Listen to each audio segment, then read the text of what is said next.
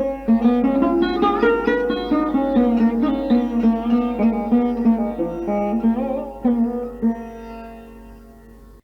आकाशवाणी आदिलाबाद है। महात्मा गांधी, धर्मपाल और गुरुजी रविंद्र शर्मा की दृष्टि, वर्तमान संदर्भ। आइए सुनते हैं एक परिचर्चा भारतीय सभ्यता की विशिष्ट परंपराओं के बारे में। अध्ययन कर रहे शोध विद्वान श्री रूपेश पांडे से। उनसे बात कर रहे हैं सुमनस्पति रेड्डी।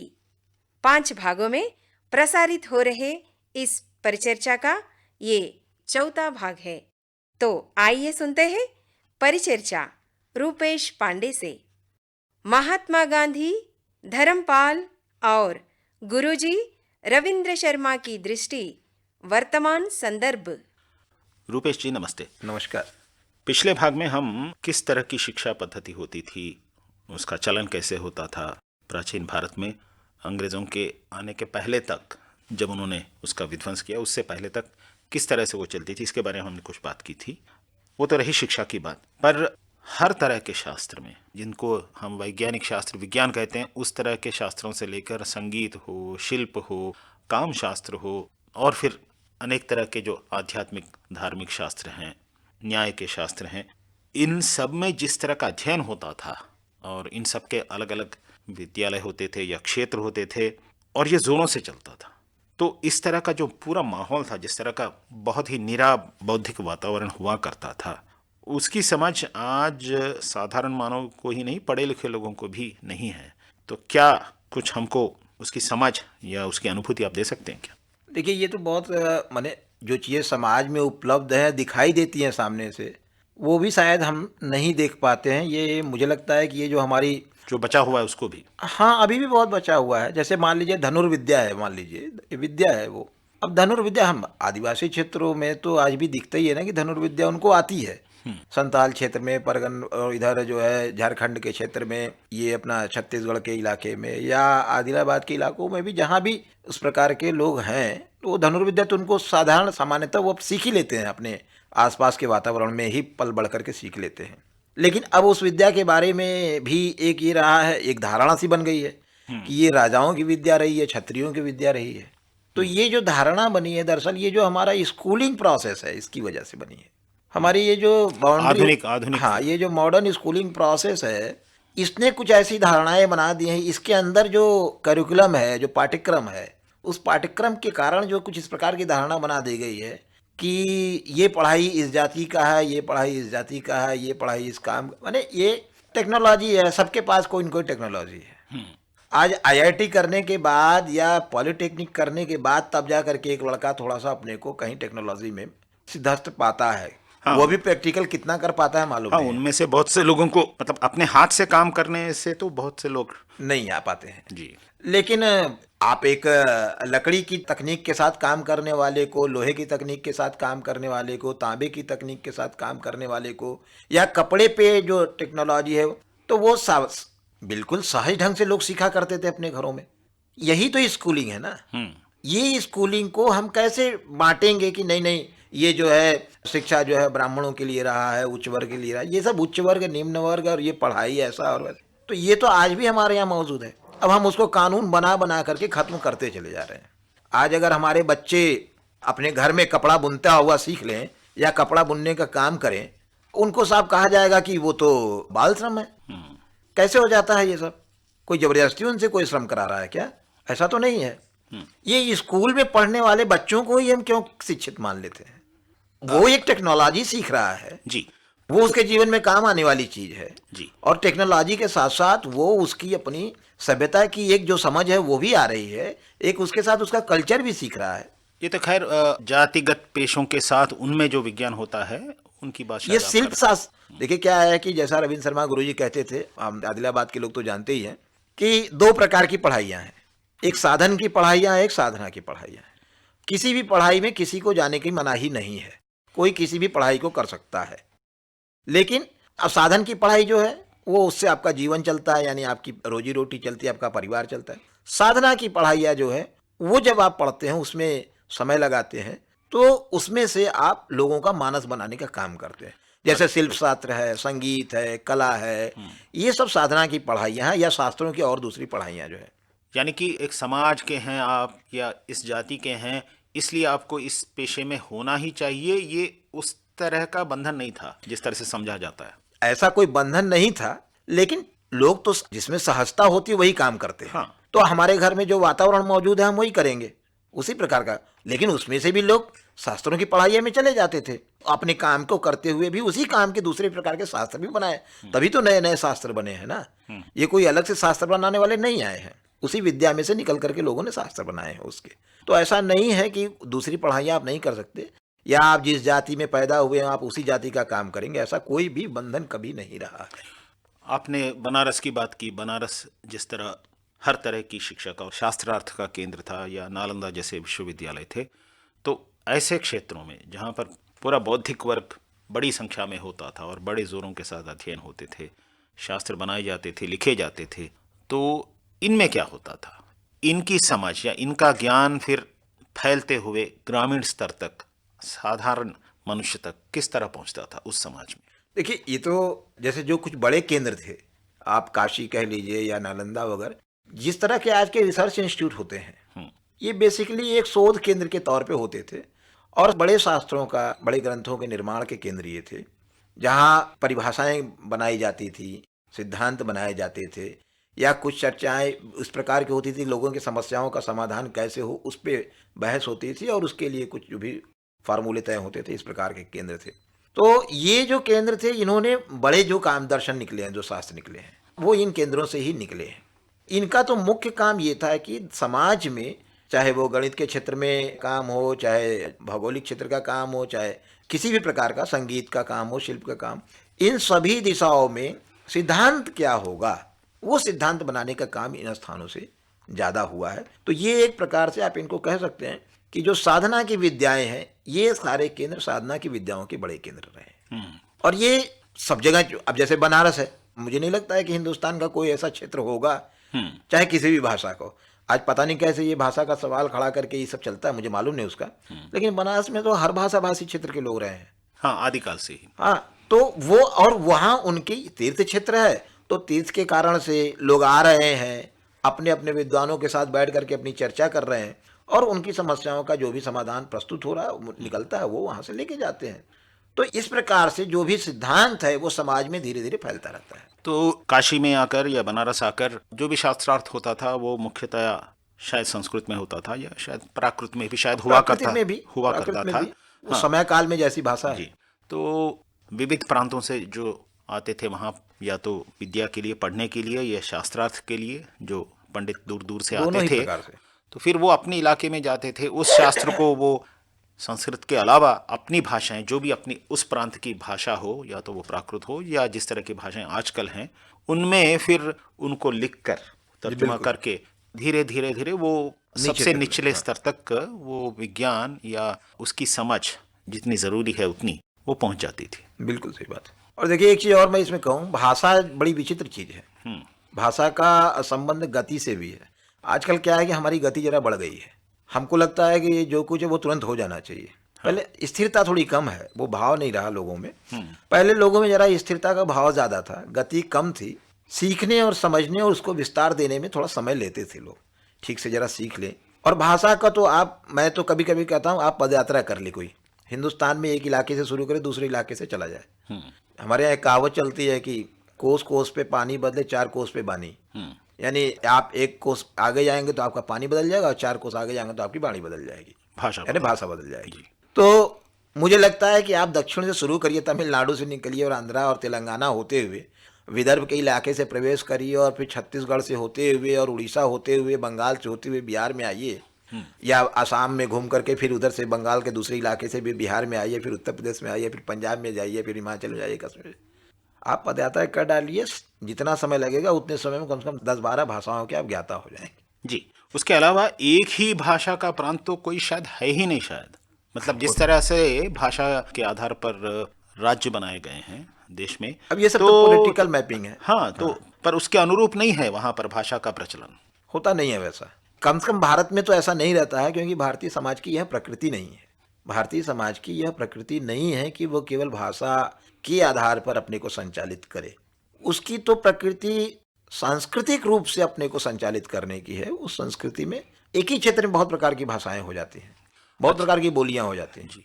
तेलंगाना में भी बहुत प्रकार की तेलुगु बोली जाती होगी, हाँ, उसके अलावा दूसरी भाषाएं भी बोली जाती हैं। जी। तो इसलिए वो भाषा का सवाल तो कभी कोई बड़ा सवाल रहा ही नहीं।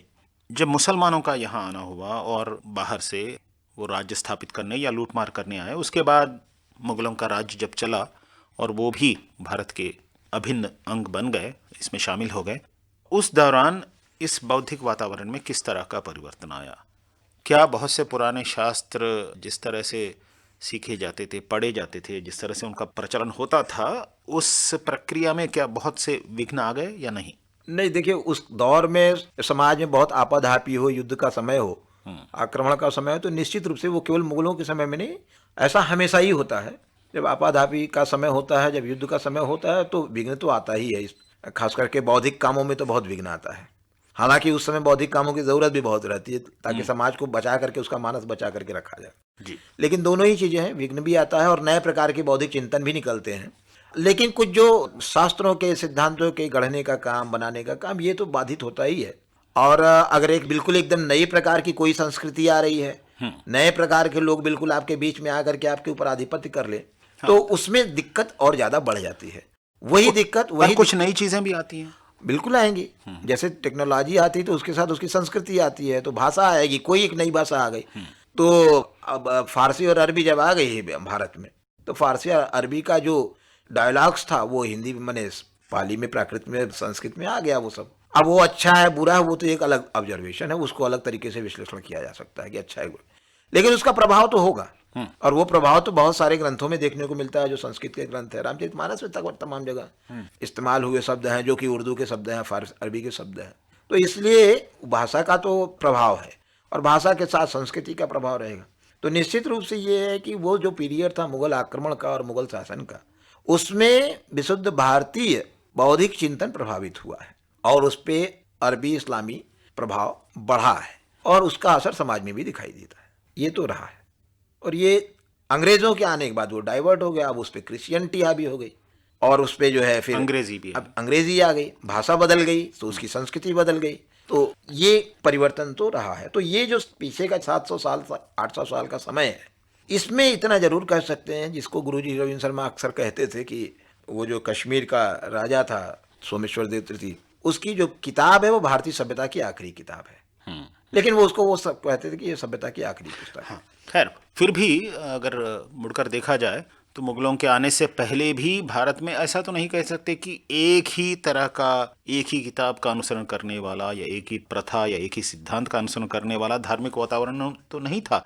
उसमें भी बहुत से धार्मिक धाराएं थी। ये सब चीजें समाज पे डिपेंड करती हैं और समाज देखिए अपने तरीके से चलता है। नहीं, मतलब मैं ये कह रहा हूँ कि उसमें बहुत विविधता थी। ये तो नहीं है कि एक ही किताब के अनुसरण करने वाले, जैसे जिस तरह की आप अगर इस्लाम की बात करेंगे या ईसाई धर्म की बात करेंगे, उस तरह का वातावरण तो था ही नहीं। तो जिस भारतीयता की हम बात करते हैं, जब उसमें इतनी विविधता थी, तो इन आक्रमणों का जो भी प्रभाव रहा हो, इनसे भी कुछ तो भारतीयता में नया पहुंचा है, उसमें संवर्धन हुआ है कुछ तो। अब मैंने कहा ना, उसका विश्लेषण करने की जरूरत है कि संवर्धन हुआ, हानि हुई, वो तो अलग विषय है। लेकिन लोगों ने एक्सेप्ट कर लिया। हमारे पास 10 दर्शन से एक और आ गया, इस्लामी दर्शन आ गया। इतनी विविधता हमारे यहाँ रही है कि उसको एक्सेप्ट कर लिया।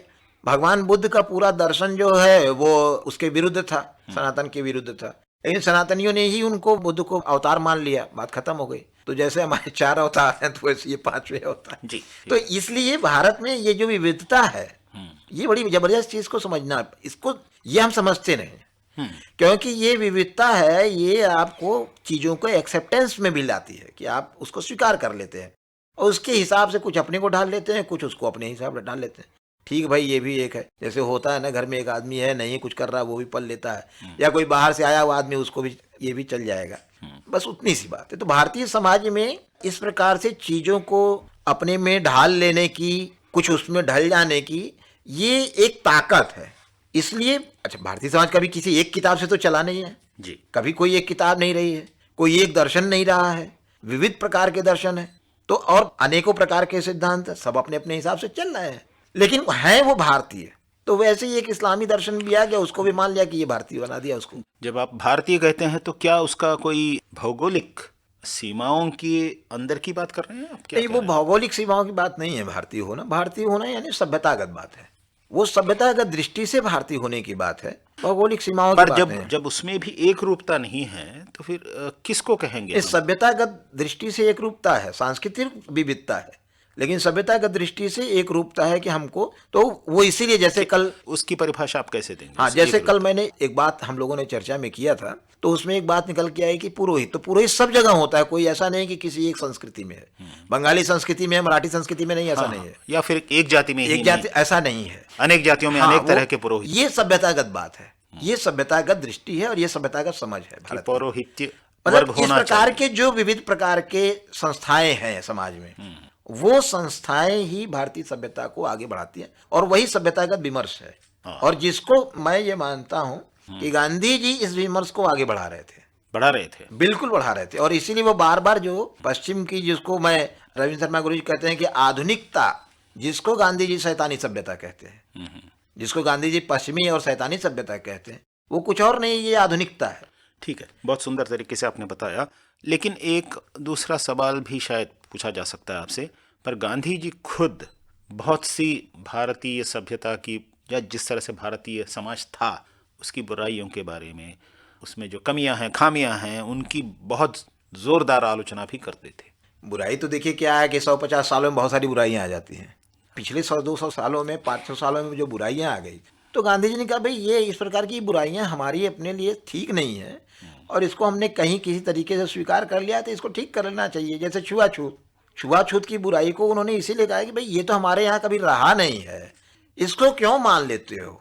हाँ, तो आपको क्या लगता है गांधी जी ने क्या कहा, या आपको क्या लगता है कि कब से छुआछूत शुरू मेरा हुआ? मानना है, देखिए ये कुछ नई जातियां जब बनी हैं उसके बाद ये छुआछूत की बात ज्यादा चली है। और छुआछूत हमारे यहाँ शायद किस समय? इस्लामी समय में ही ज्यादा रहा है, क्योंकि उससे ये जो चतुर्वर्ण की जो व्यवस्था है उसमें छुआछूत का कहीं ऊंचा नीचा, छोटा बड़ा, इसकी कोई भावना नहीं है। यानी कोई ब्राह्मण है, कोई क्षत्रिय है, कोई शूद्र है, कोई वैश्य है, तो कोई बड़ा काम कर रहा है, कोई छोटा काम कर रहा है, इसमें ऐसी कोई भावना नहीं है। या इसमें से कोई ऊंचा है, कोई नीचा है, ऐसी कोई भावना नहीं है। अगर ऐसी कोई भावना होती कि शूद्र छोटा है, तो हमारे यहाँ तो ऐसे जातियां जो जिनको रीडिफाइन करके जाति बनाई है अंग्रेजों ने अपने सर्वे के बाद 1900 के बाद, तो वो जातियां जिनको वो शूद्र कहते हैं या दलित कह रहे हैं, या उन तमाम जातियों के लोग राजा हुए हैं। वो तमाम जातियों के लोग बड़े बड़े वो योद्धा हुए हैं, बड़े पंडित भी हुए हैं, बड़े दूसरे प्रकार के संगीत में, शिल्प में तो तमाम विद्वान हुए हैं उन लोगों के। तो ये कैसे हो जाता है? इसका मतलब ये है कि हमारे यहाँ की इस प्रकार का जो ये वर्ण व्यवस्था, इसमें कोई ऊंचा नीचा, छोटा बड़ा ये नहीं है। ये तो बहुत स्पष्ट था, इसमें तो बहुत क्लियरिटी थी। पर आज की समझ तो उस तरह से नहीं है। मैं फिर वही कहूंगा जी, जी। कि ये समझ हमारी स्कूलिंग की है। नहीं, स्कूलिंग की क्यों, समाज के अंदर भी है। समाज भी तो ऐसे ही निकला। ये देखिए 150-200 सालों में आपने हमने सब मिलकर के बहुत मेहनत से समाज को इतना गड्ढे में पहुंचाया है। अब जिस तरह से पिछले 300-400 सालों में पाश्चात्य में हर तरह के बौद्धिक क्षेत्र में, मुख्यतः विज्ञान के क्षेत्र में जिस तरह की प्रगति हुई है, विस्तार हुआ है, फैलाव हुआ है, और उसका वेग, जो उसकी जो स्पीड या गति कहेंगे, वो धीरे धीरे इतनी तेज़ी उसने पकड़ ली है, अब तो समझ में नहीं आता कि किस विज्ञान शास्त्र में कितनी तेज़ी से परिवर्तन हो रहा है। जिस तरह के परिवर्तन के लिए, जिस तरह के नए आयामों को खोजने के लिए इससे पहले कभी 100 साल लग जाते थे, कभी 25-30 साल लग जाते थे, या 10 साल लग जाते थे, आजकल तो लगता है कि हर साल ही उतनी तेज़ी से उसका बढ़ाव हो रहा है। तो ऐसे संदर्भ में हम गुजरे हुए जो नहीं रहे उस तरह के पूरा प्राचीन भारतीय शास्त्रों की बात करें या कहें, या फिर उनसे स्फूर्ति लेने की, उनकी समझ से कुछ नया काम करने की बात करें, तो वो सब कैसे होगा? देखिए मुझे तो इसमें केवल 2-3 चीज़ें लगती हैं, और वो ये है कि एक तो ऐसा लगता है कि तकनीकी परिवर्तन को लोगों ने वैज्ञानिक परिवर्तन मान लिया है। वैज्ञानिक सिद्धांतों में परिवर्तन एक अलग काम है, टेक्नोलॉजी में परिवर्तन बिल्कुल दूसरा काम है। तकनीकी परिवर्तन के आधार पर या तकनीकी विकास के कारण से आ रहे नए नए उत्पादों को ही हमने वैज्ञानिक विकास मान लिया है। कि कल हमारे पास लैंडलाइन था, आज हमारे पास मोबाइल है, कल हमारे पास 1 कैमरे वाला था, आज हमारे पास 12 कैमरे वाला फ़ोन आ गया है, तो हमने इसी को ही वैज्ञानिक विकास में, ये तकनीकी विकास है। तकनीकी विकास और वैज्ञानिक विकास दोनों में बहुत जबरदस्त फर्क है जो हम नहीं समझ पाते हैं। वैज्ञानिक विकास कभी भी आपको यंत्रणा नहीं दे सकता है, प्रताड़ना नहीं दे सकता है। इसलिए हमारे समाज में कला के साथ साथ विज्ञान का होना भी अनिवार्य था।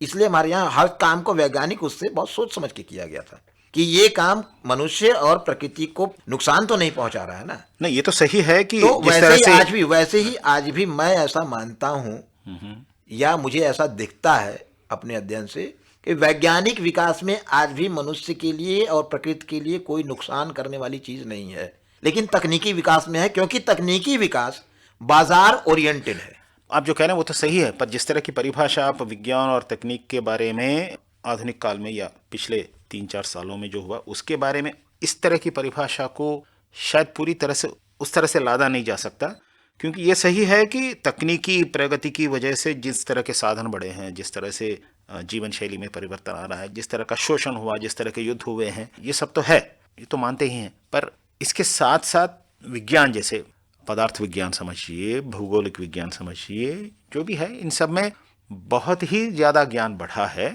उनका इस्तेमाल जिस तरह से समाज की समृद्धि के लिए, समाज की भलाई के लिए ही यंत्रणा ना दे, उस तरह से तो नहीं हुआ उनका उपयोग। पर यह भी नहीं कहा जा सकता कि किसी भी तरह से ज्ञान नहीं बढ़ा है। नहीं, हम वो नहीं कह रहे हैं कि ज्ञान नहीं बढ़ा है।